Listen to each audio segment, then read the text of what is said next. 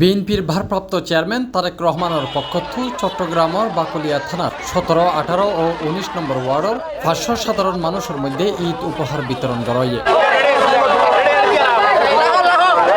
এই কর্মসূচির আয়োজন করে চট্টগ্রাম মহানগর ছাত্র দলের সাবেক সহ সম্পাদক সামিউল আহসান খান।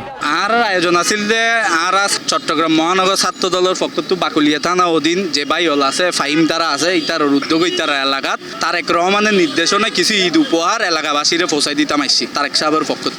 আর 300 জনের মাঝে দিস অবশ্যই চলমান থাকিব। আর সকালে আজি কোতোয়ালি থানা অধীন 3 ওয়ার্ডত দি, আগামী হালিয়া ডাবল মরিং থানা অধীন 4 ওয়ার্ডত দিম ইনশাআল্লাহ। মার্চের 28 তারিখ শুক্রবার বিকেলে আয়োজিত এই উপহার বিতরণ অনুষ্ঠানত উপস্থিত আছেন নগর ছাত্র দলের বিভিন্ন পর্যায়ের নেতাকর্মী। তার মধ্যে আছিল বাকলিয়া থানা ছাত্র দলের সৈয়দ মোহাম্মদ ইকাফ, সৈয়দ মোহাম্মদ মিজান, সৈয়দ মোহাম্মদ জিসান এবং ডবল মরিং থানা ছাত্র দলের মোহাম্মদ মানিক, মাজহারুল ইসলাম ও বেলাল সহ আরো বোধকেই। এবার আর বিএনপির জনাব তারেক রহমানের ভারপ্রাপ্ত কর্মরত তারেক রহমানের নির্দেশে আর ওই মহানগর ছাত্র দলের ওই সামিউর আহমেদ খানের নেতৃত্বে সাবেক সহ সম্পাদক ছাত্র দলের ওর নেতৃত্বে আর আজির আয়োজন এবং ওর আয়োজন কি ঈদের পরও মাসব্যাপী চলার ও প্রোগ্রাম গুজি এবং মাস এই আইডি কার্ড গ্রহণ করার কি ও নিয়ন্ত্রণ করছি যে প্রতি মাসে মাসে চাউল দিব। এর বাইরে ঈদ উপহার বাইরে প্রতি মাসে মাসে চাউল দিব আইডি কার্ডের মাধ্যমে।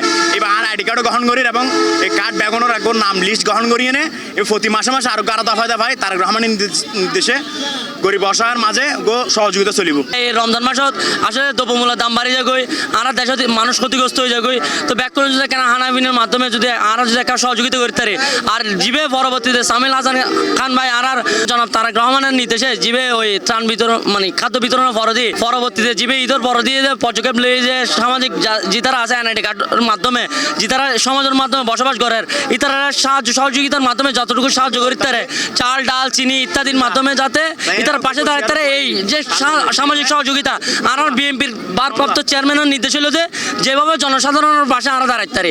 এই উদ্যোগে স্থানীয় জনগণ স্বাগত জানাইয়ে এবং তারা বিএনপি নেতাদের প্রতি কৃতজ্ঞতা প্রকাশ করে। ঈদের আনন্দরে ব্যাকর মধ্যে ছড়াই দিতেও এন মানবিক উদ্যোগ ভবিষ্যতেও চলমান তাহিব বলে আয়োজকলে আশাবাদ ব্যক্ত করে।